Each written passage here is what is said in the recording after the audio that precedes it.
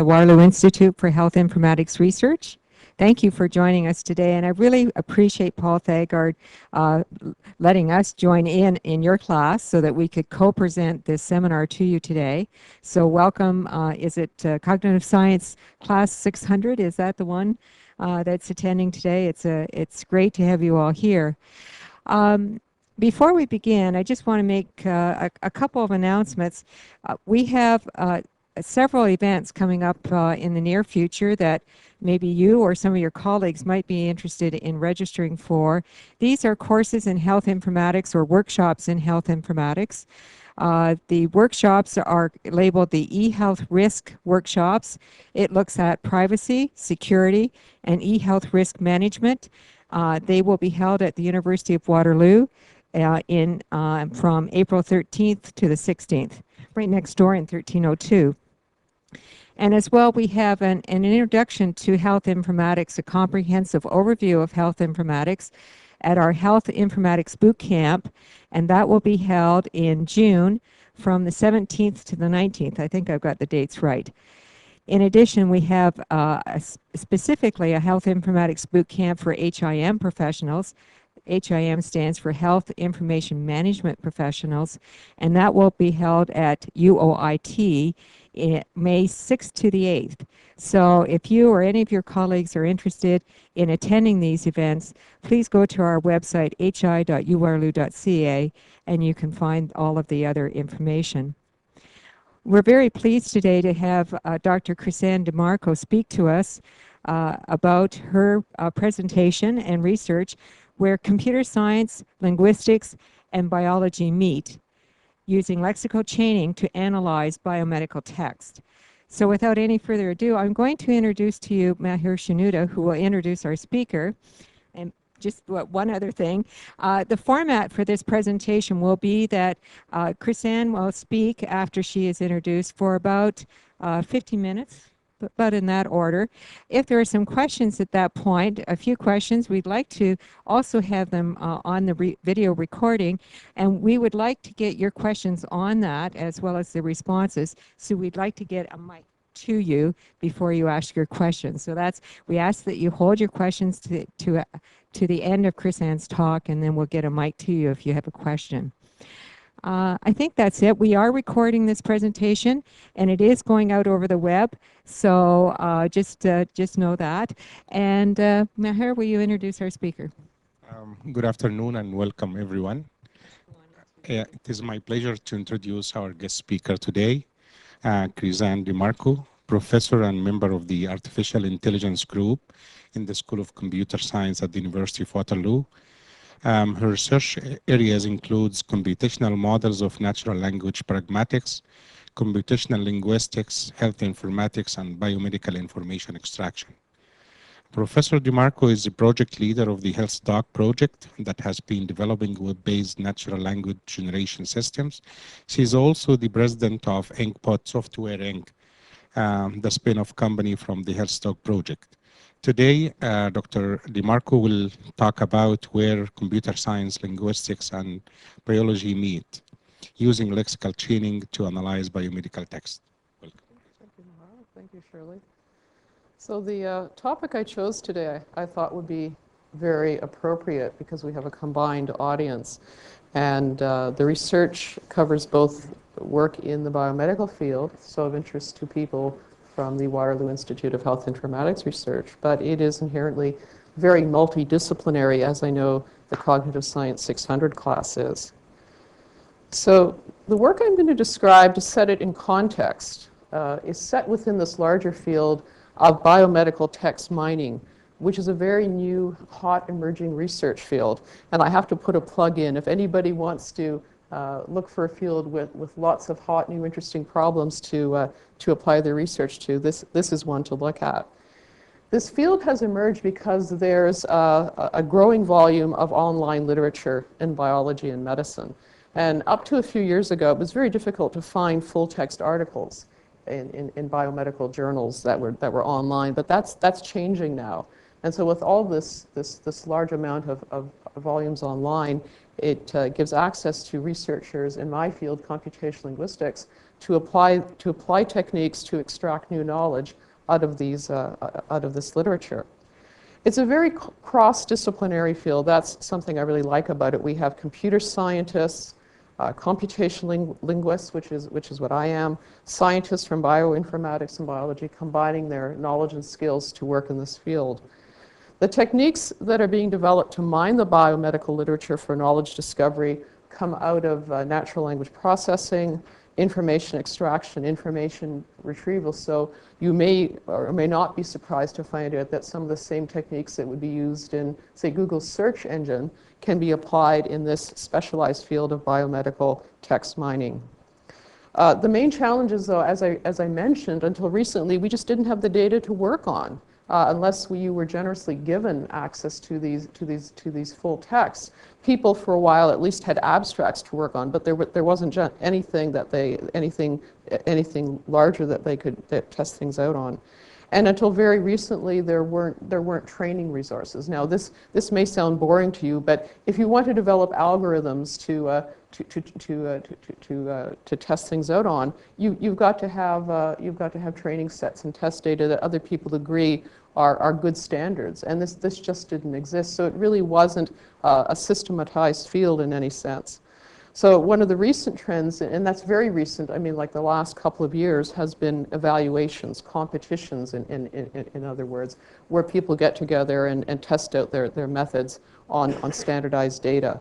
So this is just to say that this field is emerging into being a real scientific discipline.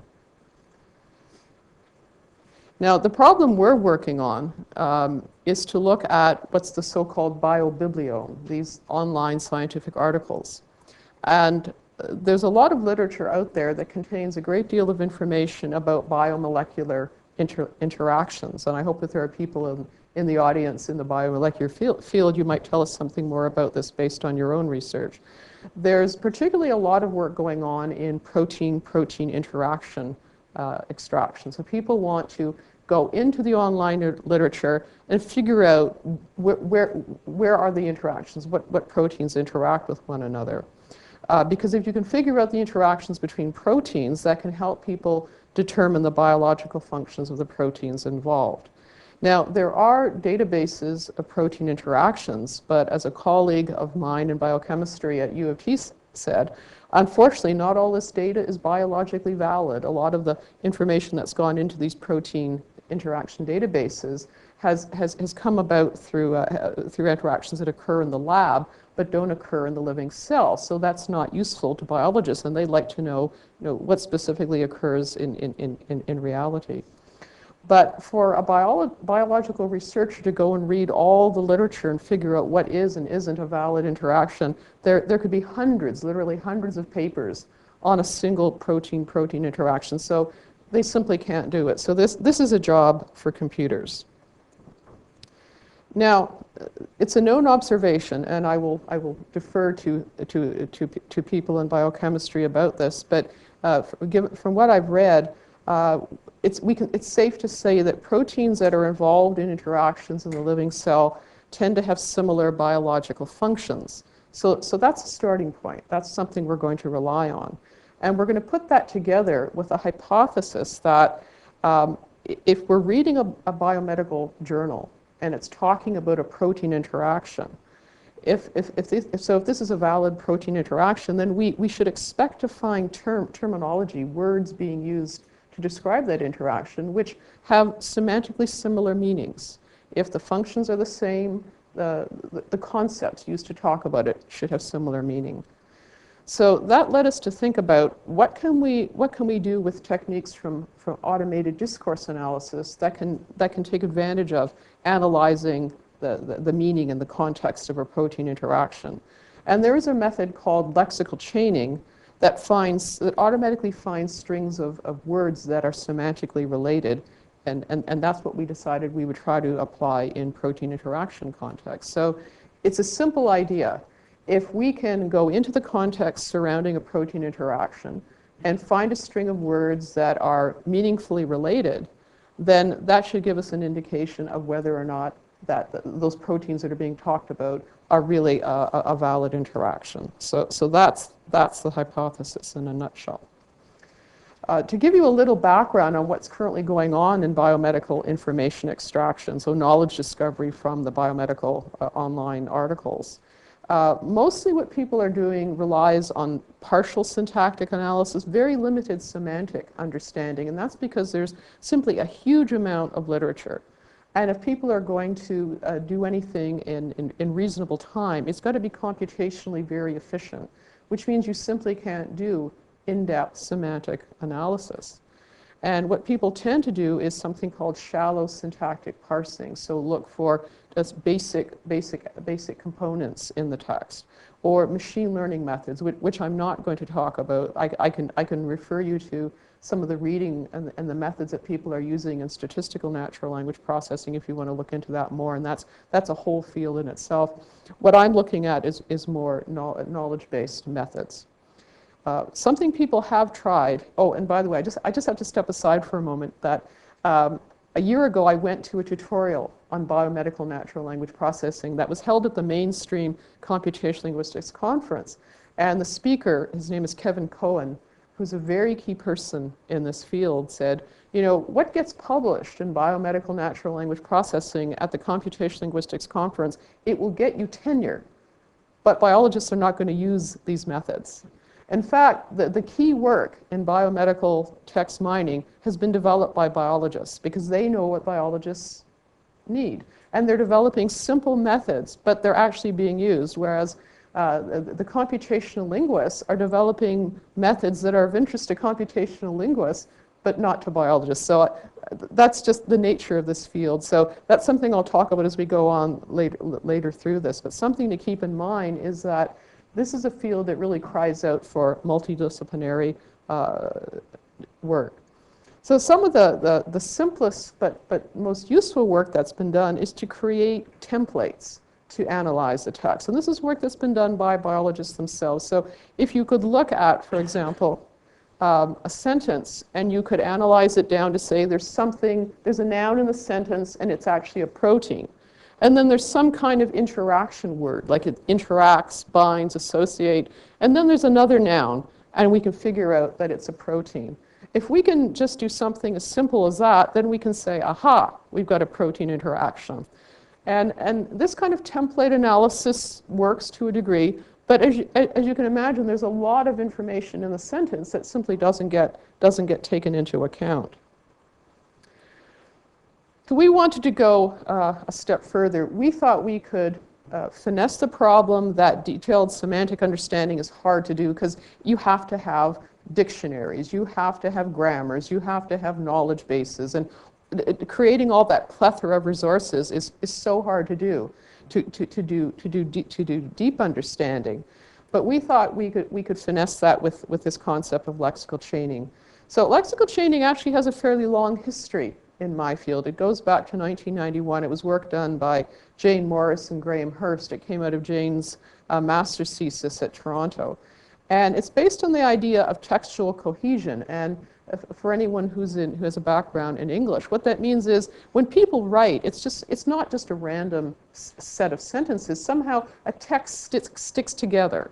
And there's some mysterious element in textuality that gives it a sense of wholeness. You know, you read something and it's coherent. You know that it all sticks together.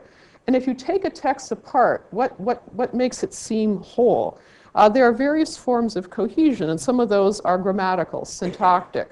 So reference, for example, if you use a noun and a pronoun and they refer to the same thing, that's a means of holding the text together. Substitution, you might say, Shirley has a red sweater, and Dominic, Shirley has a red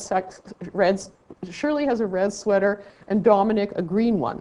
So the word one refers to sweater. It's a substitution for it, but you know it both means sweater.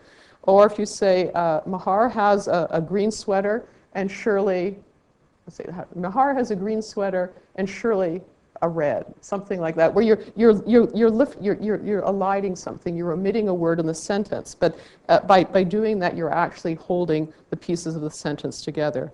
And the grammatical cohesion can be overt. You can put in markers like and or, which explicitly hold pieces of the sentence together. So that's actual syntactic cohesion.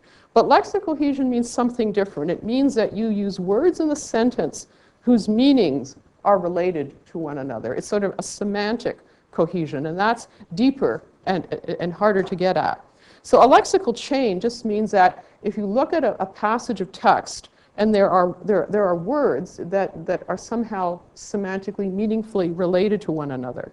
And a document can contain many lexical chains. In a sense, it's sort of a simple way of figuring out what the topics in the document are, because each topic would be a lexical chain. So here's a simple example. If we have 3 sentences, John has a Jaguar. He loves the car. John works in the garage taking care of his Jaguar. So all the words in blue are related to one another, and they form a lexical chain. Jaguar, car, garage, Jaguar. And the semantic relationships between those words, between Jaguar and car, this is a very classic lexical semantic relationship called hyponymy. What it means is that car is a more abstract term, and Jaguar is a hyponym, a more specialized version of the concept car. Car and garage and Jaguar are collocations. It just means that if you look at lots and lots of documents, those words are going to tend to show up in the same context because somehow they're related to one another. So those are the kinds of relationships we're talking about, that if we can figure out what they are, we can build lexical chains in the document and understand how the document is put together. So people started maybe about 15 years ago building these lexical chaining algorithms. And for people who have a computational background, I can tell you that these were very brute force. We use the term computationally explosive or exponential algorithms, meaning that they worked, but they were extremely inefficient. They were very brute force. And so what you want to do is find all these sets of words in the document that are related by repetition. So if the same word was repeated over and over, they were synonymous, or there were words that were either more general or more specific cases of one another. How can we figure out what they are and put them together? So you might start out by just selecting all the nouns. I mean, you could build lexical chains out of nouns and verbs and adjective and adverbs, but just look at the nouns alone, because those are the richest sources of information in the document. And then you have to figure out, well, how are these words related? And this gets us into a very deep problem in computational linguistics. How do you measure semantic relatedness? That's a whole research topic in itself, and we could spend a whole lecture talking about how people have used statistical measures and semantic measures of how do you figure out how close two concepts are to one another semantically. So if you have some sort of way of measuring relatedness, and we'll just wave our hands and figure out that, say that we have that, then we can insert that word in a chain and build a new chain.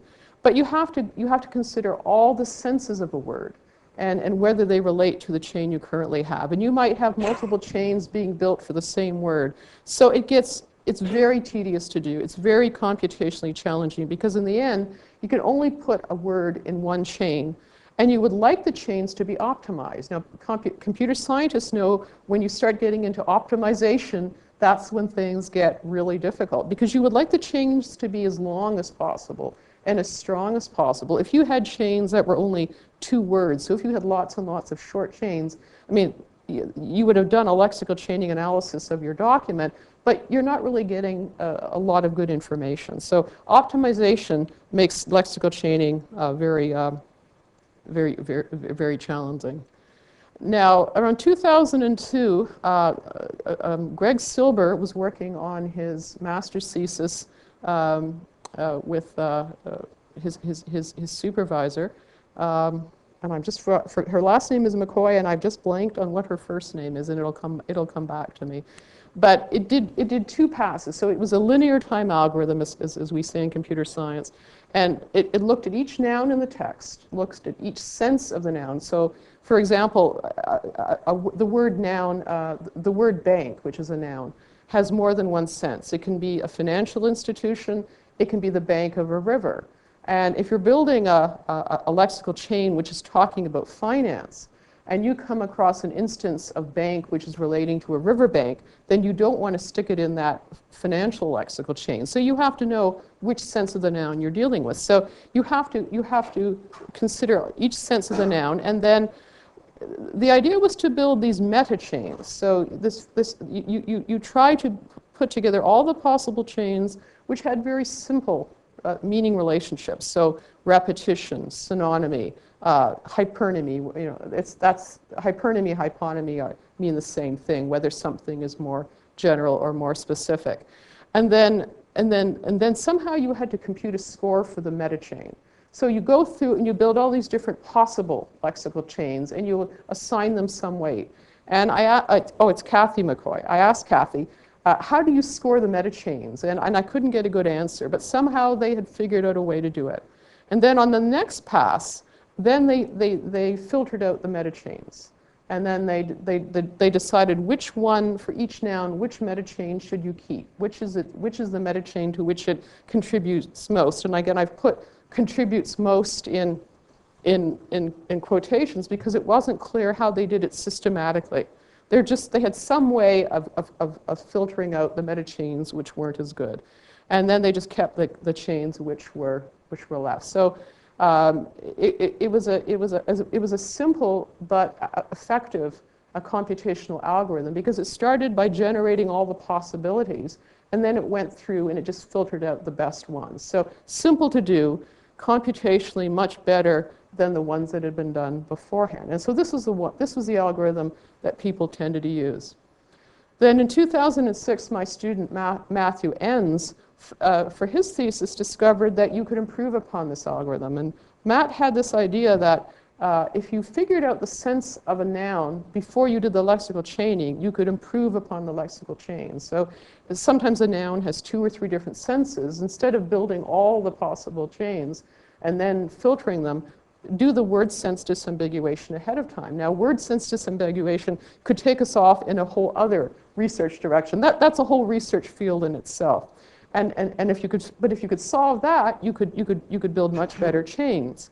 But it was funny that it showed that sometimes you were actually better to make errors to begin with, because Matt found that if you had errors in the word sense disambiguation, you actually got correct lexical chains that wouldn't have been possible otherwise. So if you actually had perfect word sense disambiguation, you figured out absolutely what is the right sense of the word, for some reason you lost some good lexical chains. And we couldn't figure that out, but it seemed to say that sometimes being imperfect was better than being absolutely perfect.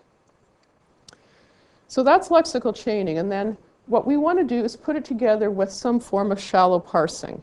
And briefly, what people do is they don't try to analyze every single word in a sentence and figure out what it is and how it fits together with all the other words. What a shallow parsing algorithm does is first divides a sentence into tokens, into words, figure out the part of speech. Sometimes that's as far as people go, just deciding what the part of speech is. But the main thing that makes a shallow parser is find out where the chunks are, the noun phrases, the verb phrases, the prepositional phrases, and so forth.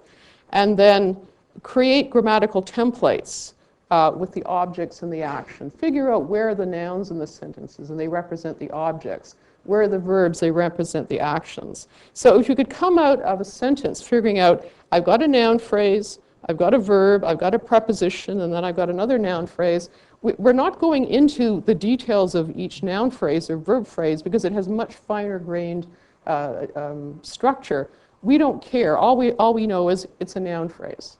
And that's as far as we go. So we avoid doing a lot of the deep, dirty work in parsing that makes computational linguistics so difficult. So that's shallow parsing.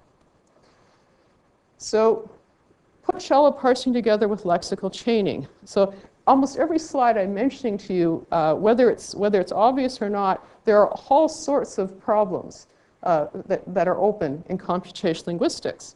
Because if you want to go in and analyze a context in a document, you've got to figure out where does it begin. If I'm looking for where a protein interaction might be, is it going to be in a single sentence? is a protein interaction going to be talked over a whole paragraph? Is it going to be talked about over several paragraphs? How far should I look to build a lexical chain? And right here alone is a problem that people are hitting their heads against in computational linguistics. This is a problem that some of you may have heard about. It's called named entity recognition. When is a protein a protein? If I find a noun in a document, how do I know it's a protein? If I look it up in a glossary of proteins and it's not there, does it mean it's not a protein? Does it mean it's an undiscovered protein? There could be acronyms and abbreviations and new protein names. Sometimes a protein has different names and multiple names. How do I know when two different abbreviations or acronyms refer to the same protein? This idea of developing biological ontologies, this is what actually is the work that we led into, because when you want to figure out relationships between terms and documents, you've got to know how are they related? You know, is one a synonym of another? Is one a more abstract concept? Where do you find that information out? Where do you go to? And people are now developing these sort of thesauri and ontologies in the biological domain, but when we started this work, it wasn't there. So it was almost like we needed to develop a stylistic grammar for biomedical writing. People who are rhetoricians and linguists would say this is like a genre, a new genre that was developing, and how do we describe it? So I've been talking about lexical chains and protein interactions. This is an actual protein interaction lexical chain. And I will not try to pronounce what the proteins are. Just that these funny looking nouns are proteins. And the underlined words are showing you where that's talking about interactions. So an interacts in the first line and interaction down here. So this is a protein interaction context, but what are the proteins that are interacting?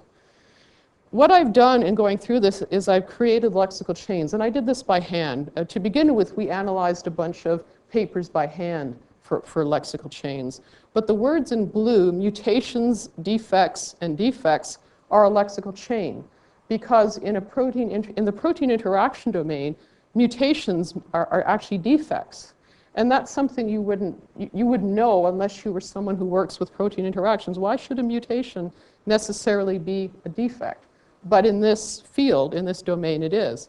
And then everything in green, cell growth, cell cycle control, telomere length regulation, all the green, all relates to cell growth. So cell growth is the more general term. Something like telomere maintenance and telomere length regulation are more specialized forms relating to cell growth. So you have to be a domain expert to know all those things are good. They relate to cell growth. How do we figure that out? Okay. So that's about where we were in 2005. And I was working with my student, Cheriton. She was working on her master's thesis, and we submitted a paper to the International Society for Molecular Biology, ISMB, on pretty much on the work we had done up to this point. But what we didn't have was a good way of building lexical chains that really understood, that took into account what's the terminology in this field that's meaningful to biologists who understand protein interactions. I mean, what's the language of protein interactions, and how do we figure that out? So the ISMB reviewers thought this was really interesting work, but we needed what's called an ontology. We needed a way of representing the terms to do with protein interaction and how they were all related together. Now, people in computational linguistics have gradually been building up these kinds of resources. So people like Silber and McCoy, with their lexical chainer, they were relying on a lexical ontology called WordNet, which is a knowledge source. It's like an online thesaurus for general English that relates words in English by their synonymy relations, their contrasting relations, whether a word is more general or specific than another. But that's just general English. And if you're looking at something in a very specific domain, like protein interaction, you're not going to find the words we needed in WordNet, because it's just everyday English. the way WordNet works is it groups words together into synonym sets, known as synsets. And synsets can be related by synonymy, antonymy, generalization, specialization, and so forth. And a sample synset would be words like car and auto and automobile, where car is more specific, auto and automobile are sort of more are synonyms for one another. Machine is a more general term, and so forth. So that's what a lexical chainer needs. But if we were going to build lexical chains in the protein interaction domain, we needed a protein interaction WordNet. And how were we going to get that? So that became Zhao Fen's thesis. And we relied on some of the work that had been done earlier. Graham Hurst and another student of his figured out a way to score lexical chains. When I was telling you about Silber and McCoy's algorithm, I sort of hand-waved. Well, they actually hand-waved. How do you figure out the relatedness between words? How do you assign a score to a lexical chain? So a lot of that work that had been done earlier had not been systematized. So people like Hurst and St-Onge and people who came along later, I'm not talking about relatedness measures, but that's a whole other body of work that's been done. So there was some simple work that had been done by Hurst and St-Onge and how you could score lexical chains. That was a first attempt, and that was work we were going to use. But again, this work has not been really deeply studied about how you assign a strength or a score to lexical chains. So we used what was available, but there's still a lot more that needs to be done. Our main contribution was to try and create a domain-specific ontology for protein interactions that could be used as a resource by other people, and that was created in the most systematic way. So between the time we had started working in this field and when Zhao Fen came to do her thesis, standardized biological ontologies were starting to appear. The Gene Ontology, which was now available to us, is a very common biological ontology, and it describes gene and gene products in any organism. It contains different components on biological processes, molecular functions, and cellular components. But it's very general. And unfortunately for us, there wasn't anything in the Gene Ontology that specifically related to protein interactions. So although it was a good starting point, it wasn't specialized enough for us. And so we had to take it and create a specialized ontology from it. So this is a piece of the Gene Ontology, and you don't necessarily. I'm not going to try and explain all the terms, but just show you that some of these are very very general. When something like molecular function, and under it you would find catalytic activity or signal transducer activity or receptor activity. So these are general biological terms, but they're not what we need for analyzing protein interactions. So we need to add a lot more specialization to it.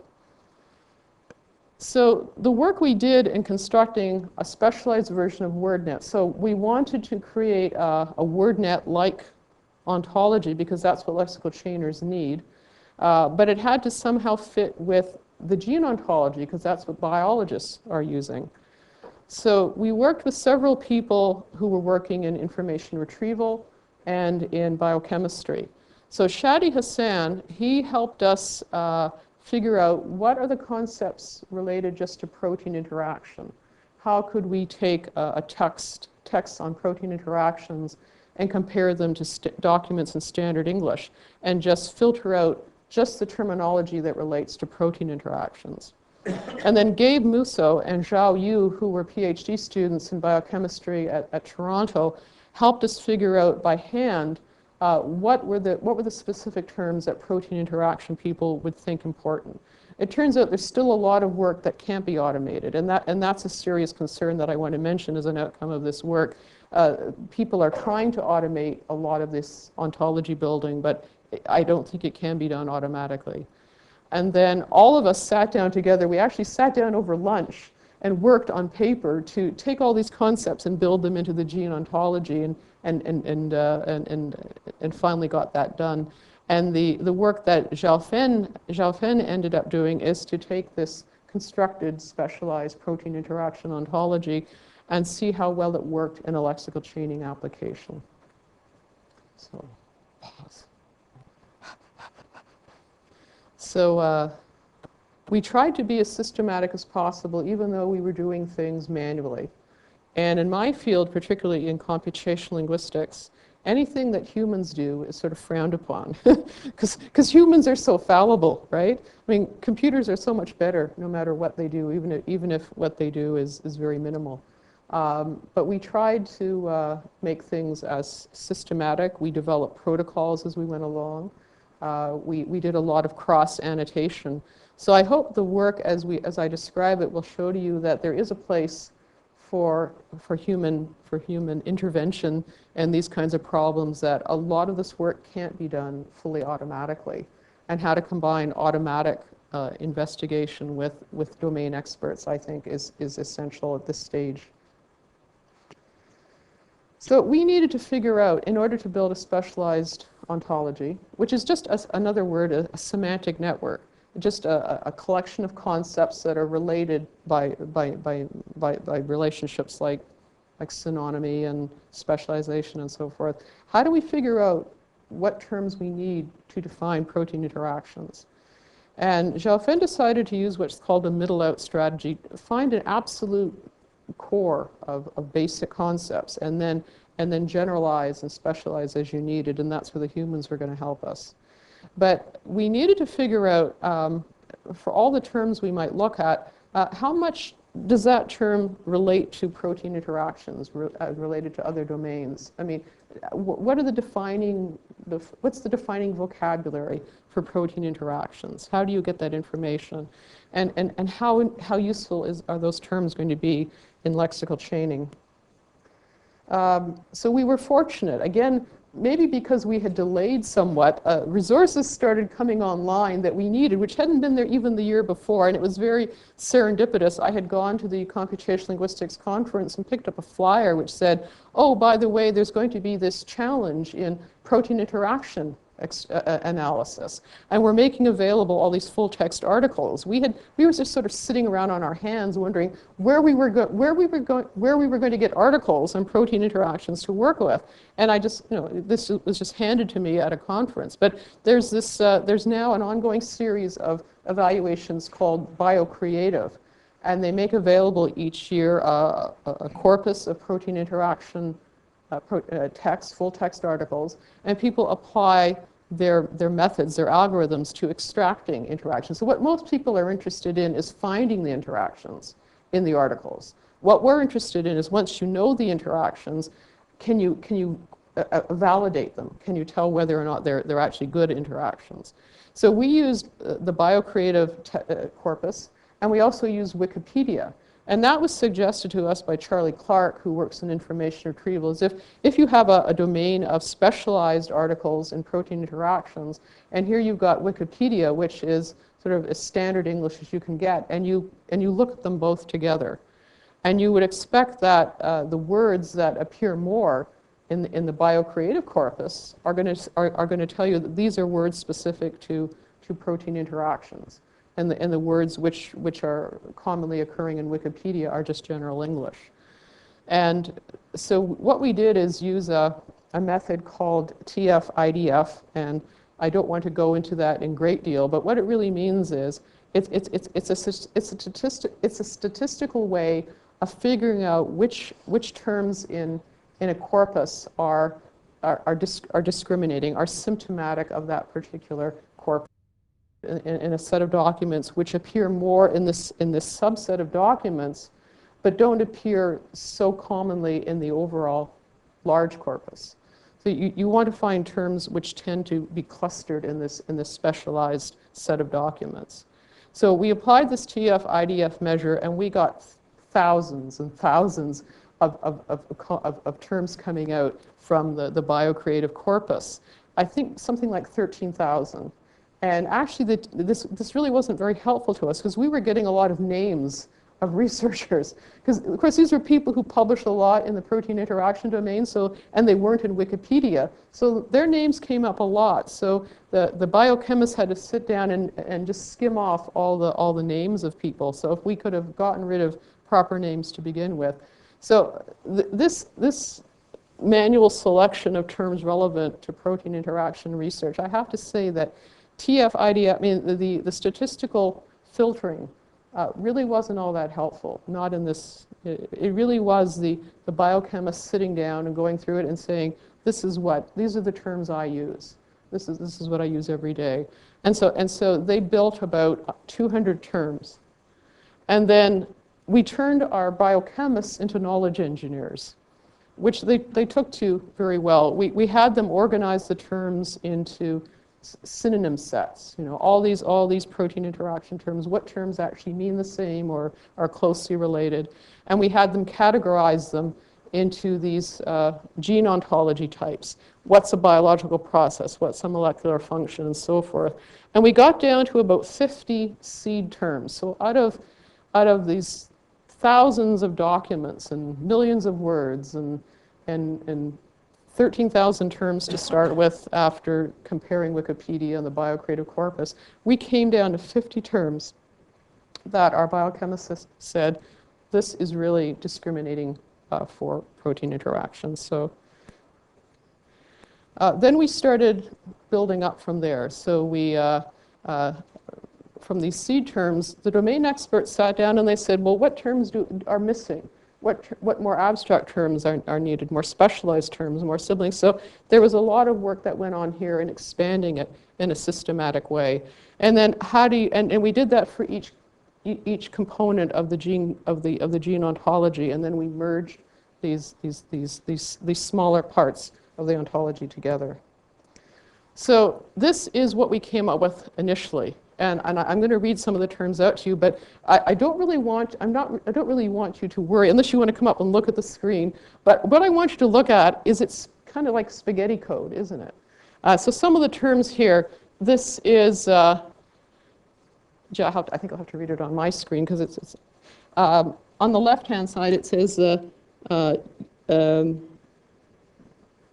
it says ubiquinating, deubiquinating, dephosphorylating, hyperphosphorylating, ubiquitin interacting. So there's parts of this ontology that are very simple and shallow, and then this part here is very, very hugely detailed, and it is kind of it looks randomly put together. It doesn't look very systematic. And some of the terms are very detailed and some are very general. And do we need all these terms? So we went through a process of trying to systematize the ontology, basically cleaning it up. And I can describe to you formally how we did it, but we looked for ways to bring in concepts that were more abstract so that we could throw out terms that were too detailed. And we just made it more formal and cleaner. So this is the refined ontology. And again, even if you can't read the actual terms, I think what you can see is that it became more standardized in its look. It looks cleaner, more systematized. And that's what we were after. So then the next step was to take what we had. So what we had is all these protein-specific terms, and we had to integrate with the gene ontology. And because we wanted to, after all, create a resource that other people in the biomedical community might use. So there were some concepts we had come up with that didn't exist in the gene ontology. We just stuck them in. Sometimes there was a concept that had different, more specialized subclasses. We expanded and included all of them. I think the hardest step is when you have one concept that has different superclasses, different, more general concepts. And somehow you have to figure out which is the most representative of all those different versions of the concept. So we merged ontologies, and that again is a whole other research problem in knowledge engineering. And we could talk a lot about how you merge ontologies. Basically, you're merging vocabularies, you're merging different views of the world. And that's a very interesting and very difficult problem to do. And again, can't be done automatically. So now we had our protein interaction WordNet after all that work, which literally took months and months and months. It may sound like we could do it overnight, but we spent a lot of time finessing and going back and forth and double checking that our domain experts were in agreement with one another. And then we tested it finally on lexical chaining of the protein interaction articles. And what we wanted to say to the research community was, we can do deeper analysis of protein interactions without having to go through full semantic understanding, and that we can figure out by these lexical chains that occur in the protein interaction text, something that's going to tell us more about the validity of the interactions themselves.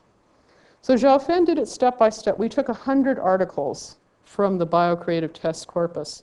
And first we just used the gene ontology, so the standardized ontology that people have created. And then we added in our method terms that we had developed, and then our interaction terms, and then our molecular function terms. So we added little by little, and to see what was going to happen, how many lexical chains were we going to create.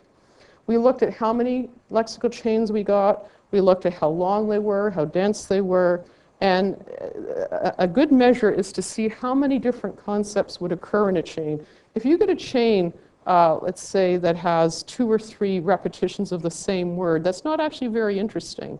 But if you get a chain with 2 or 3 or 4 words that are all different, but which are synonyms for one another, that's actually a much richer, more meaningful chain. So what we're going to get. So if you look along the top, we started with the gene ontology. And then we added our method terms, and then our interaction terms, and then our molecular function terms. And it may be deceptive, but we actually are not talking about a lot of terms. After all the work we did, we only came up with a small number of terms. With the gene ontology, we had about 60,000 terms. And then we added in 18 method terms. And then when we added in our interaction terms, we added in another 32, and then another 19 terms. So we're not talking about adding in a lot of terms, but these terms are specialized to protein interactions. What effect did they have on the lexical chaining? Well, to begin with just the gene ontology, we had about 4,500 chains. We added in 18 protein interaction terms, and suddenly we had 500 more chains. We added 32 more protein interaction terms, and we had 600 more chains. We added only 19 more terms, and again, about over 200 more chains. So a tiny increase in the number of terms was actually creating a big increase in the number of lexical chains. Some of the other things we found were that the average number of chains per paragraph went up. The average length actually went down, which was surprising to us. The average span, meaning how many words did the lexical chain cover, was not too different. And the average number of lemmas, that was interesting to us. How many different words occurred in a chain went up slightly overall. But the big surprise was that when you're doing lexical chaining, if you choose carefully, if you choose very specific words which are very representative of the genre that you're working with, you can make huge increases in the number of lexical chains you find. So the size of the ontology increased each step only by about 2%, but the increase in number of chains was about 30%. So that was very striking. And as I said, it was surprising to us that the length of a chain decreased a little, and the number of unique concepts. That's telling you something about the richness of the chain went up slightly. That tells us that we need, I think, more specific terms for protein interactions. So that was a good first step. And the work I've described to you stopped about 1.5 years ago because looking back on it, it was very laborious and it wasn't reproducible. You know, for this to be accepted as good science, the kind of experiment we did would have to be something that other people could do and that they believe in. And there was so much manual intervention that I don't think our work at this stage is scientifically acceptable. We'd have to at least go over it again and show that we would get the same kinds of results. In the meantime, work in this field has really progressed. The biomolecular interaction extraction, particularly for protein interactions, is continuing. Some of the problems are things that people in my field, computational linguistics, are very interested in. Named entity recognition is an important problem because how do you know when a noun is a pronoun? Is protein X the same as protein Y?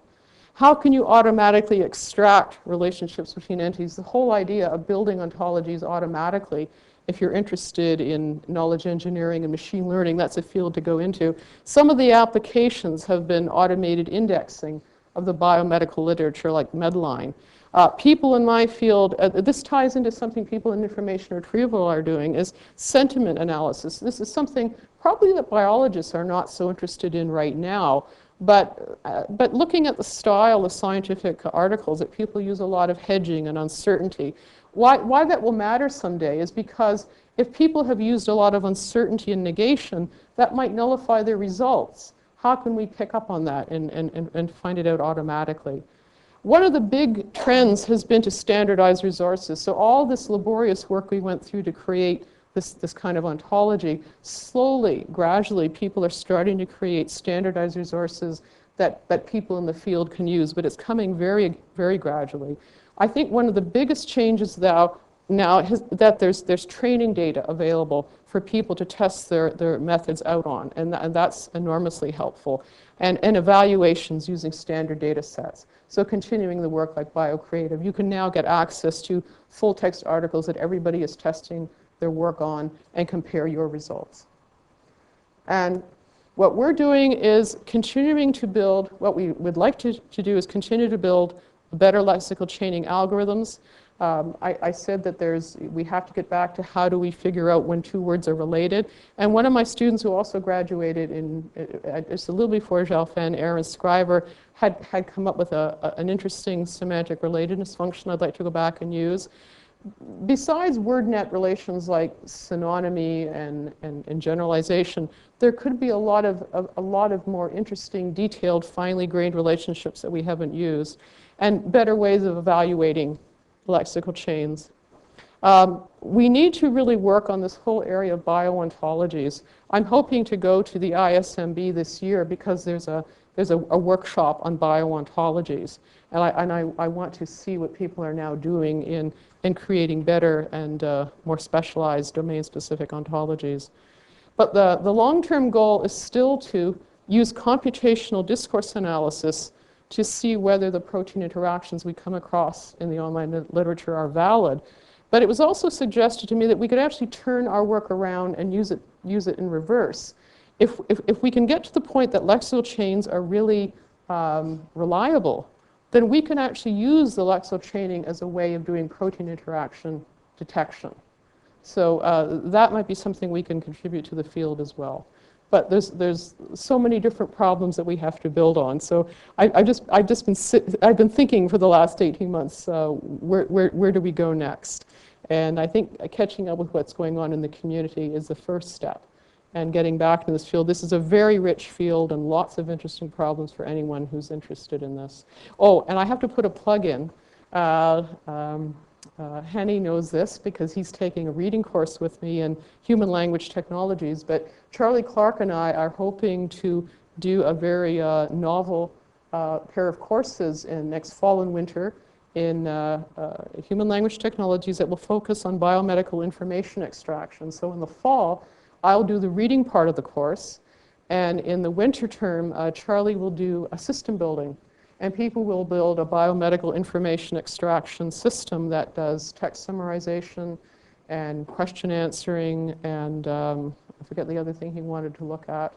And what I would like to do, though, is bring students together from across campus so that we would have teams of people in English and computer science and psychology and engineering, and each person contributing their knowledge and skills. So even if you're not a programmer, but you're a rhetorician, you can apply your knowledge in discourse analysis to help the team work on this. Charlie thinks we might even have the whole class work on this. And the real dream is to have the class participate in next year's BioCreative Challenge, you know, and apply what they would do in the course to being part of this evaluation and protein interaction analysis. So I think that'll be very exciting. And the course will be CS 886, Human Language Technologies, so you can look for the reading course in the fall. So thank you.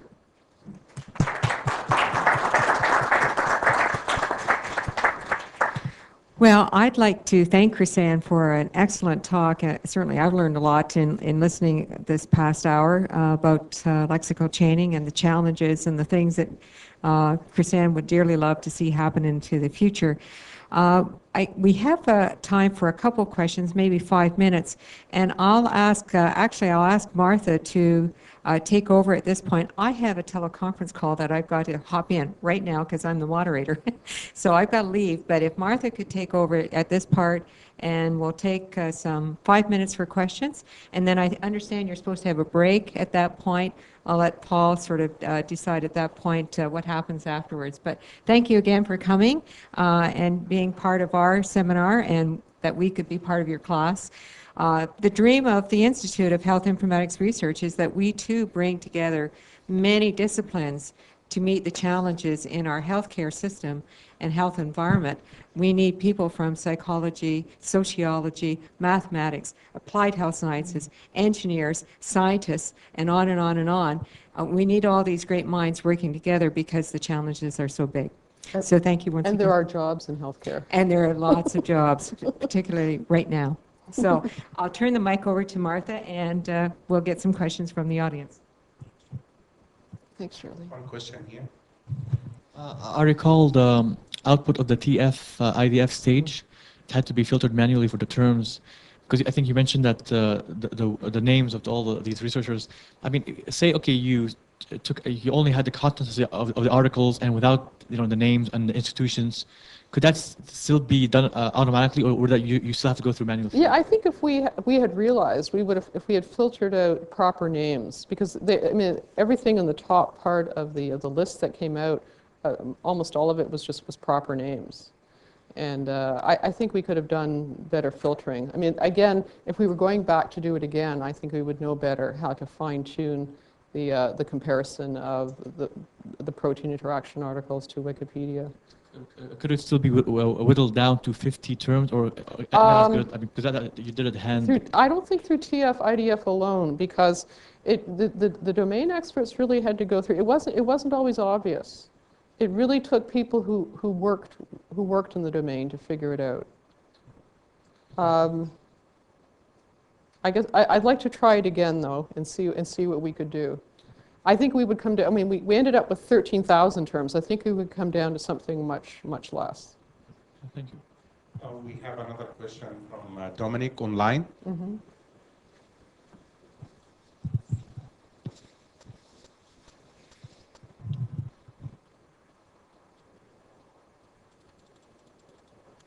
The question is, not all writers are coherent. Are there ways or structures of writing that are more analyzable? For example, would it be possible to evolve guidelines for writing abstracts that would make it easier to analyze them and give better electronic access to the article? I think yes, with abstracts, we could give a kind of a template, or what we would call it an underlying discourse plan of how we would like abstracts to be written. That I think would help. It would give a structure that would make the fact finding much easier if we standardize the format of abstracts. But I will say in the biological domain, people are much better writers than in computational linguistics, because the articles tend to describe an experiment. It's much easier to analyze and find your way around an article, whereas in my field, people don't write scientifically. But if we could give measures or guidelines for how to write, that would make it much easier. But biologists do write pretty well as it is. Do you have another question? Early on, you distinguished syntactic cohesion from lexical cohesion. How do you shallow parsing techniques address syntactic cohesion? They don't. Those sorts of, I mean, grammatical cohesion is actually getting at very fine-grained details in text. Like when you're starting to look at things like co-reference, where a noun refers to a pronoun. That's a very hard and difficult problem in syntactic parsing. What shallow parsing is, it's looking for chunking. It's looking for, here's a group of words that form a noun phrase, here's a group of words that form a verb phrase. It's not doing those kinds of additional difficult tasks. That's what makes it very shallow. Thank you. Was that Dominic still online? Oh, I was going to wish Dominic an early birth. I wish Dominic an early birthday. I know he's turning 39. One more question. Hi, this is more of a practical question, but what are you using to implement your work? Are you using, for example, Python with NLTK, Natural Language Toolkit, or Java and LingPipe, or Perl, or? You know, the lexical-chainer, I think it was written, I'd have to go back into the archives, because we took the original lexical-chainer from Silber and McCoy, and I don't recall now what language it was written in. But it wasn't anything as modern as Perl or Python. Mm-hmm. And if we were to go back and recreate a new lexical-chainer, writing it in something more modern would be a good thing to do. I don't think it was even written in Java. It was much older than that.